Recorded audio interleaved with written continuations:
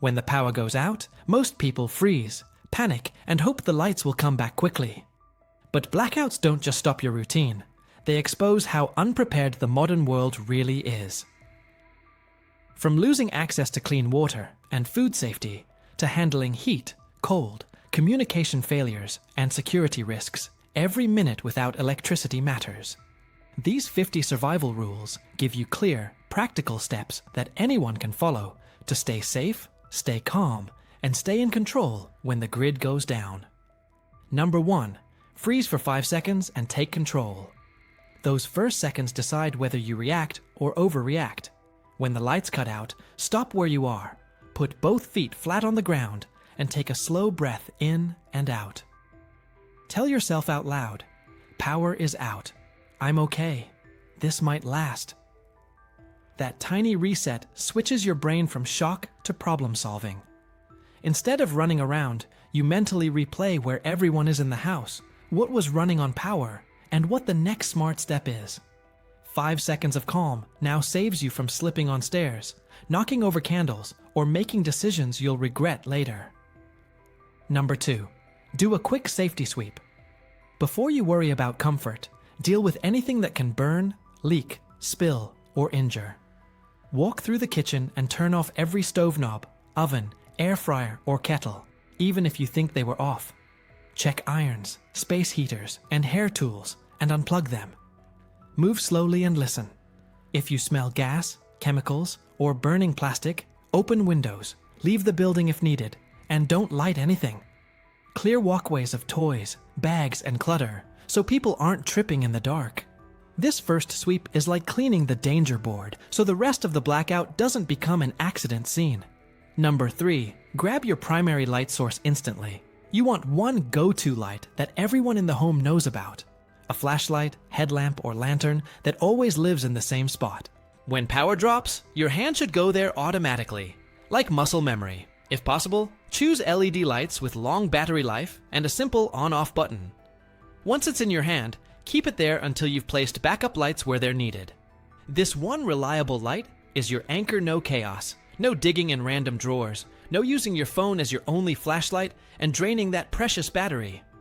Number 4. Light key zones, not the whole house.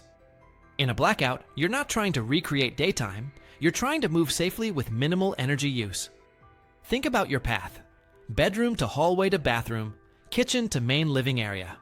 Place a small lantern or push light in each of these spots, ideally at a low level so it lights the floor and reduces glare. Stairs, sharp corners, and doorways are priority areas because falls are common when people are stressed and rushing. By lighting only your traffic lanes, you reduce battery use while keeping the risk of trips and injuries low. Number 5. Kill the beacon in the dark effect. In a long outage, a bright, glowing house attracts attention from curious neighbors and potentially desperate strangers. You don't want to advertise that you have plenty of supplies and power. Close curtains, blinds, and glass doors to stop light leaking outside. Use lower brightness indoors if you can, or angle lanterns so they shine toward walls, not windows. The goal is to be fully functional inside, but low profile outside. It's not about being paranoid, it's about not becoming the most obvious target on the street when nerves and tensions rise. Number 6. Unplug sensitive electronics. When grid power returns, the voltage can spike or flicker before it stabilizes. That's when TVs, gaming consoles, PCs, and routers get damaged. Walk around and unplug anything expensive or sensitive. If you have a power strip with surge protection, flip it off. Leave one simple lamp or indicator plugged in, so you know when electricity is back on. This small step can save you from losing devices you rely on for work, communication, or entertainment at the exact time you may need them most. Number 7. Confirm how big the outage is. Information reduces fear. First, look outside and check streetlights, neighbors' homes, and nearby buildings. If everyone's dark, it's a wider problem, not just your fuse. If your phone still has signal, quickly check your power company's website or emergency alert apps, but don't waste time scrolling social media. A battery or hand crank radio is even better, because it doesn't depend on cell networks or Wi-Fi. The goal is to know if this is likely a short local issue or part of a bigger grid failure? That understanding shapes how aggressively you conserve food, water, and batteries. Number 8. Lock in your water supply early. Once you've handled basic safety and lighting, go straight to water. City systems often have only limited backup power, and pressure can drop fast. Fill bathtubs, sinks, pots, buckets, and empty bottles with cold water while it's still flowing. Prioritize clean containers for drinking, but don't waste usable space. Utility water in tubs and buckets can still be used for washing, cleaning, or flushing. Think in volume. How many people live with you? And how many days might this last? That mindset pushes you to store more now, rather than regret it later. Number 9. Protect water quality. Like your life depends on it. Contaminated water can lead to diarrhea, vomiting, and dehydration, right when medical help may be slower or overloaded. If you have purification tablets, follow the instructions for each container. If you're using unscented household bleach, use tiny amounts, generally a few drops per liter or quarter teaspoon per large container, not random splashes. Stir and let it sit for the recommended time before drinking. Keep lids on tight, store containers off the ground to avoid leaks, and label treated versus untreated water. Safe water is one of the biggest health lines you can draw in a crisis. Number 10. Set a daily water budget. Once you've stored what you can, you need a plan to make it last. Aim for about 1.5 to 2 gallons per person per day for drinking, basic cooking, and minimal hygiene. Write this down in a notebook so it becomes a rule, not a guess. Track how much you actually use in a day by marking containers or making simple tally marks. When people see the numbers, they naturally take shorter wash-ups, reuse gray water for toilet flushing, and pour with more care. A clear budget turns your pile of water into a controlled resource instead of a mystery supply. Number 11. Triage your food before it spoils. Think like someone running a small emergency kitchen, not like it's a short temporary glitch. Start with the highest risk foods. Leftovers, dairy products, open deli meats, and mayonnaise-heavy dishes. These go bad quickly when they warm up. Either eat them soon in cooked meals or throw them out before they become dangerous. Next, look at raw meats and fish. If you have a way to cook them safely, cook once and refrigerate or eat fast. If not, don't gamble. Your shelf-stable pantry foods are your final line. They should be saved for later when your fresh options are gone. Number 12. Treat the fridge and freezer like safes full of cold air. Every time you open the door, you spend that cold. Plan what you're going to grab before opening and close it again as quickly as possible.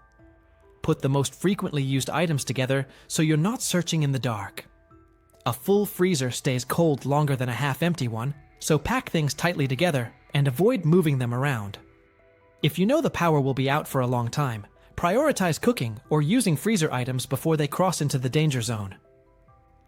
Protecting coldness is as important as protecting food. Number 13. Shift quickly to shelf-stable meals. Once you've dealt with what can spoil, your main menu should come from foods that don't care about the power grid.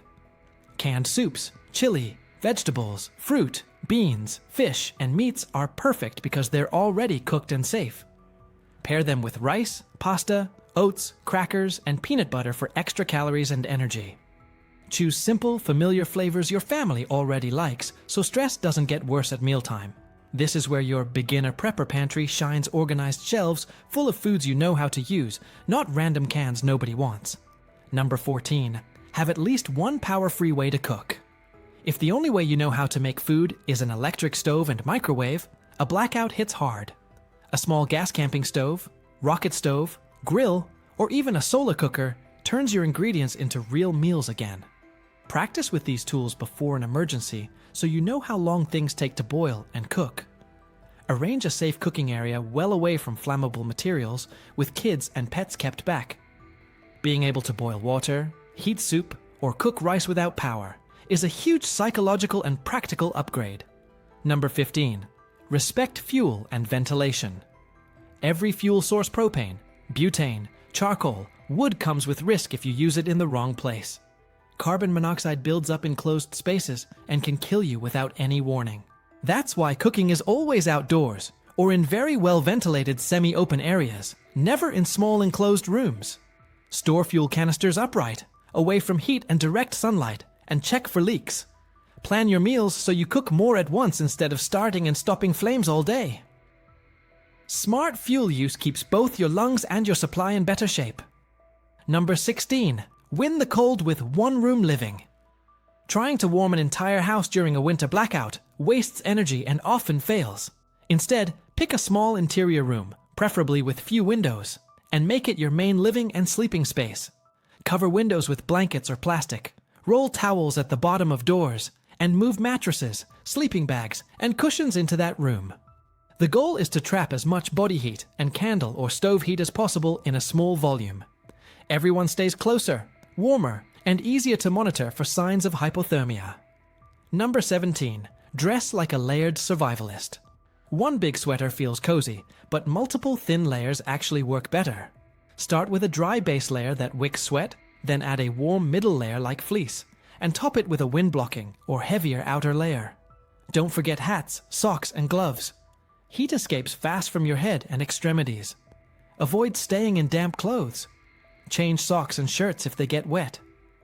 When you dress smart, your body doesn't have to burn as many calories to keep your core temperature stable, which matters in longer outages. Number 18. Fight heat with smart timing.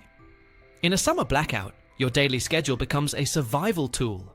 Do heavy chores hauling water, cooking, cleaning. Early in the morning or later in the evening when temperatures are lower. During peak heat, slow down, rest in the shade or coolest room, and avoid long exposure in direct sun. Keep blinds, curtains, and reflective materials over sunny windows during the day to block heat from entering. Then open windows at night to invite cooler air in.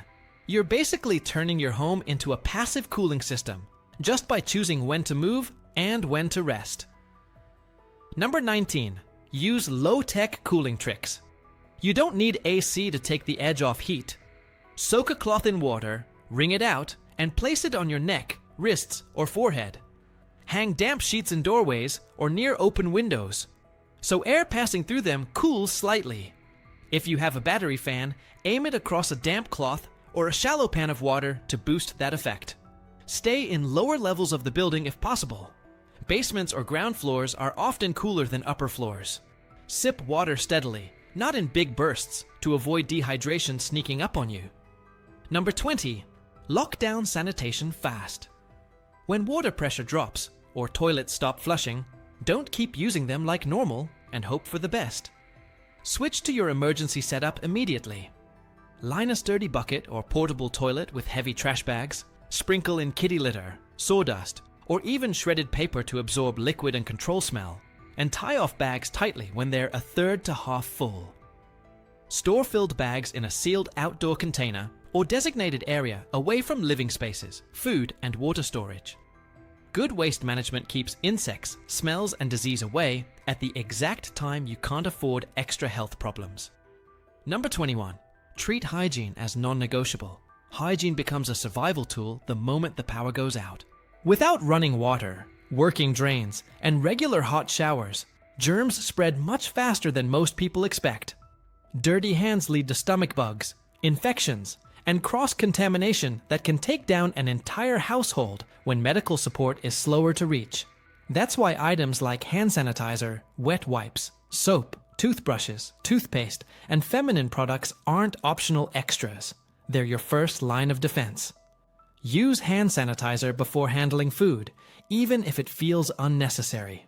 Wash hands after bathroom use, after touching trash, and after handling pets. If water is limited, designate a small hygiene bowl with a bit of clean water and soap for essential washing. Wipes can handle the rest. Staying clean keeps morale up, bodies healthy, and the whole family functioning even when conditions aren't ideal. Number 22. Upgrade your first aid kit now, not later. A blackout isn't only about darkness. It's about losing access to pharmacies, clinics, and the quick convenience of driving for help. Small injuries that would normally be minor become serious risks when lighting is low, stress is high, and sanitation is limited. Your first aid kit needs more than a few adhesive bandages. Stock absorbent gauze pads, elastic wraps, antiseptic wipes, antibiotic ointment, pain relievers, allergy medication, anti-diarrhea pills, gloves, tweezers, cooling packs, and any daily use items your family depends on. Include blister pads for long walks, eye drops for irritation, and burn gel for accidents with candles or camp stoves. The goal isn't to become a doctor, it's to stabilize injuries long enough to reach proper care if needed. A strong kit makes small problems stay small, instead of evolving into emergencies. Number 23. Guard prescription meds like treasure. During outages, pharmacies may close early, run out of stock, or face long lines. If someone in your home relies on daily medication blood pressure pills, insulin, inhalers, heart meds, anti-seizure drugs, then prepping becomes a medical necessity, not a hobby. Ask your doctor if you can maintain a small emergency buffer supply. Store medications in cool, dry places away from sunlight and rotate them regularly so nothing goes out of date. For items that require refrigeration, think ahead. Insulated lunch coolers, ice packs, or even compact battery fridges can extend safe storage. If you know a storm or grid instability is coming, freeze extra ice packs beforehand. Your power may fail, but your medications shouldn't. Number 24. Make a simple family communication plan. Blackouts create confusion fast, especially if everyone isn't home when the lights go out. Instead of panicking or trying to call repeatedly, establish a plan while everything is calm. Decide on a primary meeting place near home and a secondary location in case the first becomes unsafe. Assign each person a check-in buddy they are responsible for verifying. Agree on what to do if someone cannot be reached after phones die. Wait at the meeting point, leave a written note in a safe spot, or follow a preset route home. A simple written plan posted on the fridge keeps everyone aligned even when stress is high. Number 25. Have backup communication tools ready. Cell networks fail, batteries drain, and emergency numbers can overload. That's why you want alternatives that work independently of the grid. A hand crank or battery-powered radio keeps you connected to emergency broadcasts, weather alerts, evacuation notices, and government updates. Affordable walkie-talkies let family members communicate across short distances, whether inside the house, outside in the yard, or around the neighborhood. They require no cell towers, no Wi-Fi, and they work instantly. Keep spare batteries with them and test your radios every few months so you know they're functional. When technology collapses, simple communication becomes your lifeline. Number 26. Protect your phone battery like it's life support. Phones become essential tools during outages. Flashlights, information hubs, maps, and emergency call devices. But entertainment apps, background updates, and constant notifications drain battery fast. Switch immediately to low power mode, close all non-essential apps, disable Wi-Fi and Bluetooth, and turn down the brightness. Use your phone only for necessary tasks, quick messages, brief updates, or checking outage maps, and then set it aside. Boredom scrolling burns through precious power you might need later for real emergencies. A charged phone isn't a luxury, it's part of your survival plan. Number 27. Secure doors and windows early, not after rumors spread. Security during a blackout isn't about creating fear. It's about preventing problems before they start. Check every window latch and door lock as soon as the power goes out. Add simple wooden dowels or wedges to sliding doors. If you have portable door braces or secondary locks, put them in place early while everything is calm. You're not trying to look threatening. You're sending a quiet message that your home is organized and not an easy opportunity. Early action prevents late-night panic when tensions rise around the neighborhood. Number 28. Control what outsiders can see and hear.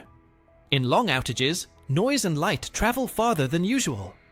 A loud conversation, a blaring radio, or a brightly lit window can draw attention, sometimes unwanted. Keep curtains shut at night, avoid blasting generators non-stop, and lower your voice when discussing supplies, especially outside. Never stand in your yard talking about how much food or water you have left. The calmer and more ordinary your home appears from the outside, the safer you are. Subtlety and low visibility become survival skills.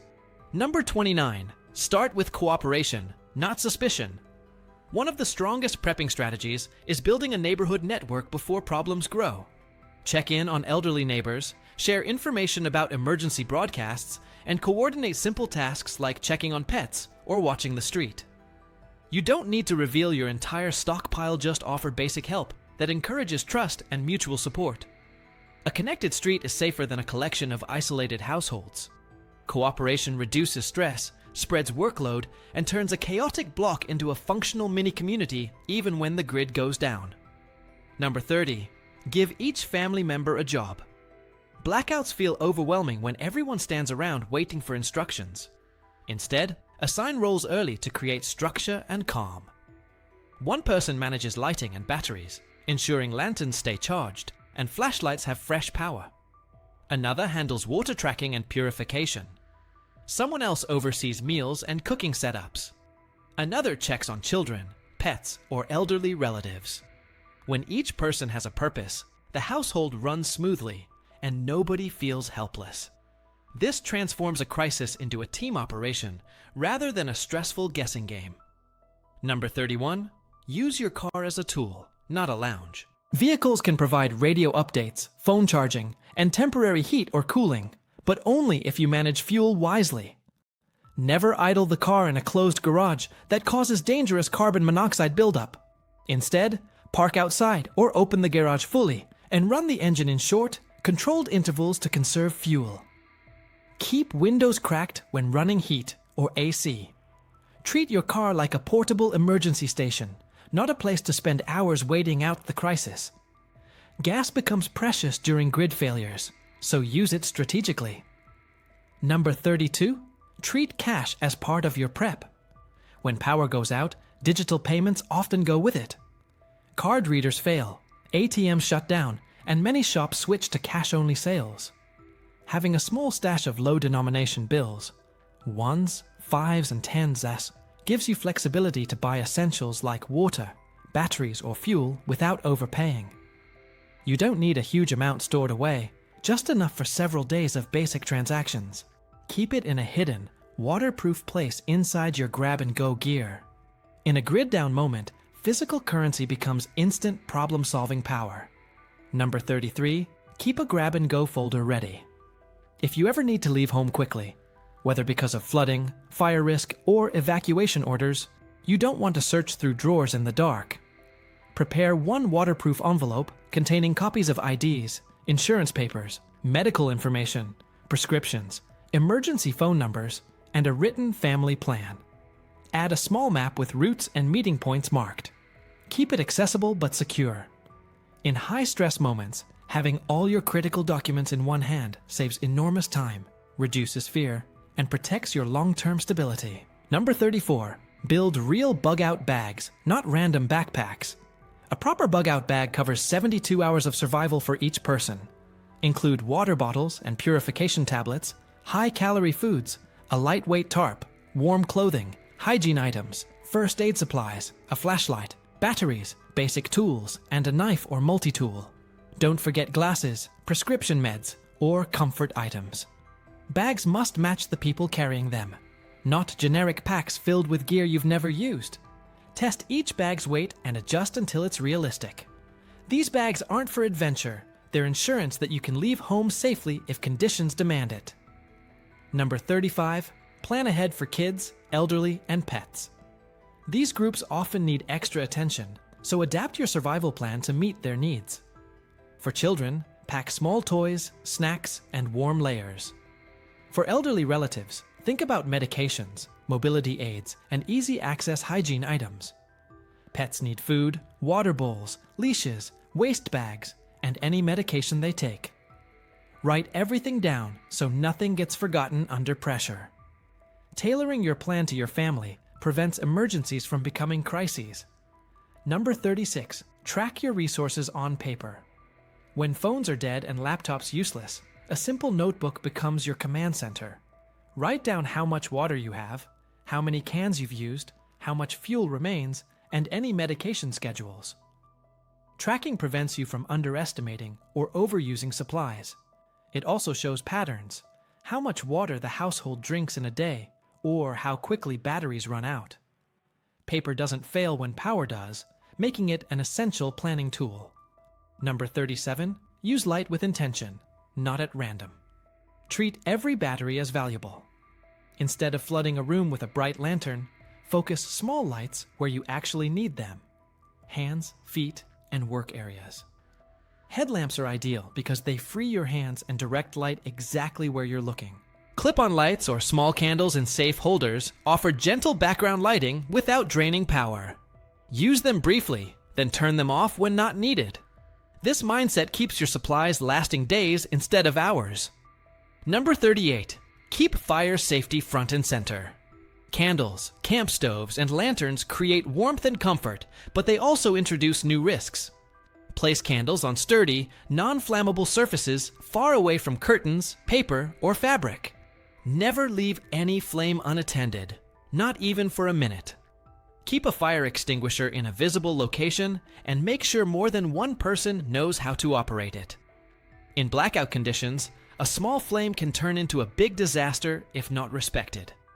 Number 39. Build a simple manual tools kit. With power tools out of commission, manual tools become your best problem solvers. A basic kit: screwdrivers, pliers, adjustable wrench, duct tape, zip ties, rope, scissors, and a utility knife can handle dozens of issues. Loose cabinet door, fixable, broken latch, patchable, something rattling or leaking, tightenable. These small tools give you independence and reduce the frustration of waiting for help that may not come quickly. Number 40. Learn 1 or 2 basic repair skills. Prepping isn't just buying gear, it's knowing how to make your environment work for you. Practice fixing minor leaks, patching torn fabric, securing windows, repairing loose hinges, and using duct tape for temporary fixes. Watch tutorials now, not during the emergency. These small practical skills save time, reduce stress, and keep your home functional even when you're relying entirely on your own resourcefulness. Number 41. Collect and reuse what most people throw away. In a long-term blackout, everyday trash becomes valuable material because you're suddenly operating without the convenience of fully stocked stores or immediate replacements. Sturdy jars, bottles, and food containers turn into instant water storage, dry goods containers, or improvised scoops. Clear plastic bottles can even be used for makeshift solar disinfection if sunlight is strong enough. Cardboard boxes become insulation when layered between blankets or placed against cold floors. They also act as fire starters when cut into strips and stored dry. Plastic bags can serve as waterproof liners, waste containers, or even temporary rain covers. Old sheets, rags, and towels can block drafts under doors, wrap fragile items, or become cleaning cloths. When resources are limited, creativity becomes one of your biggest assets.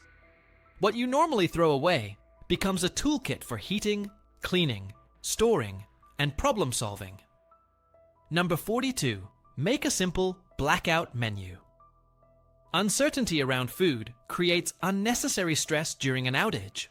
A blackout menu eliminates guesswork and keeps meals efficient, predictable, and low waste. Start with a 3-day food plan.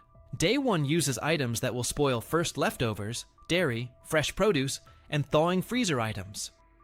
Days 2 and 3 rely on canned goods, instant grains, pasta, peanut butter, nuts, and other shelf-stable foods. Choose meals that require minimal cooking or reheating on a camp stove or grill. Write the menu on paper and post it where everyone can see it. This prevents repeated conversations about what's for dinner and helps you ration wisely. A clear menu also keeps your pantry organized because you won't be randomly opening cans or digging through supplies. Number 43. Rotate your prepper stockpile regularly.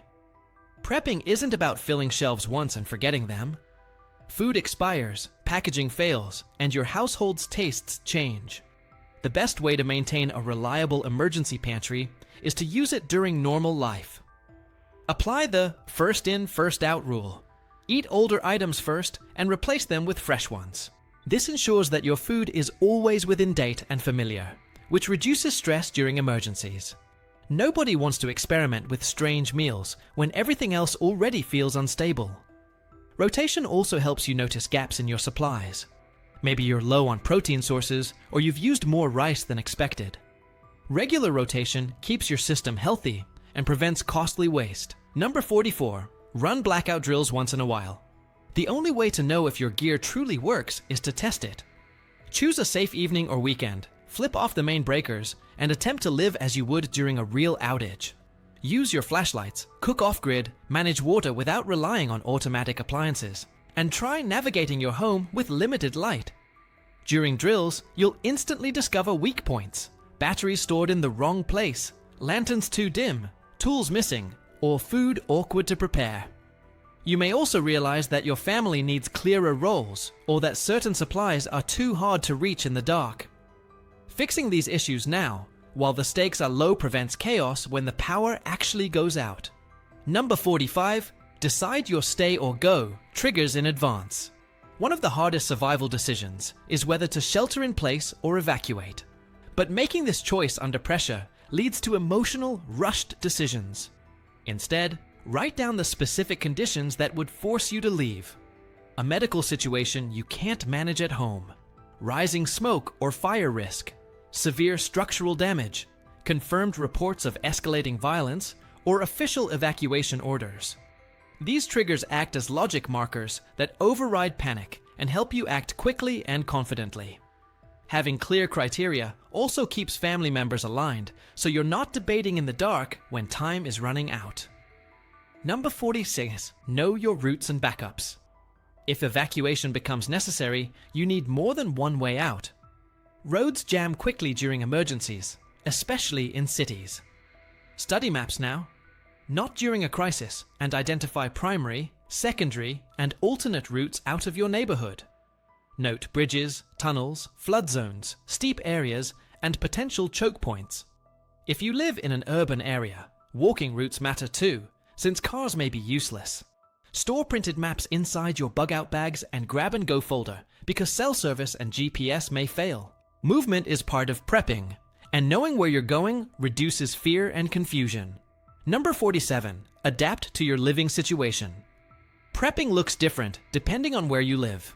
In apartments, space is limited, so focus on compact gear, stackable food storage, water bags that fit in bathtubs, and quiet solutions that won't disturb neighbors. You'll rely more on community cooperation and less on generators or large tools. In suburban homes, you have more room for water barrels, pantry shelves, fuel storage, and backyard cooking setups. Rural homeowners may prioritize generators, larger fuel reserves, livestock care, and long-distance communication tools. There is no universal formula-only strategies that match your environment, budget, and local risks. Successful prepping is realistic prepping. Number 48. Check carefully when the power comes back. When electricity returns, don't rush to switch on every device. Power surges can occur during restoration, and damaged wires may spark. Walk through your home calmly. Listen for unusual buzzing, sniff for burning odors, and inspect cables and outlets before plugging anything in. Reset surge protectors and breakers if needed. Open the fridge and freezer carefully and check internal temperatures. If food feels warm or has thawed significantly, throw it out. Food poisoning during or after a blackout is common and dangerous. Keeping your household safe now matters more than saving groceries. Number 49. Restock and repair before you relax. Once life returns to normal, you'll be tempted to celebrate and forget the stress. But the best time to strengthen your system is immediately after the blackout. Refill water containers, replace used batteries, restock canned goods, rewrite your shopping list, and repair any broken tools or lights. Update your readiness notes with lessons learned, what worked, what failed, what you wished you had more of. Treat every outage as a training session that sharpens your preparedness for the next one. Preparedness builds momentum when you act while the experience is still fresh. Number 50. Turn prepping for beginners into a permanent habit. Prepping isn't a one-time project. It's a steady improvement over months and years. Add an extra case of water this month, upgrade your first aid kit next month, buy a backup lantern later, and practice a drill every few months. Small, consistent steps transform your home from vulnerable to resilient. By turning prepping into a routine, you build confidence, reduce fear, and ensure your family stays safe no matter how unpredictable life becomes. When the next power outage hits, you won't be scrambling. You'll be calm, prepared, and ready while everyone else is trying to figure out what happens next.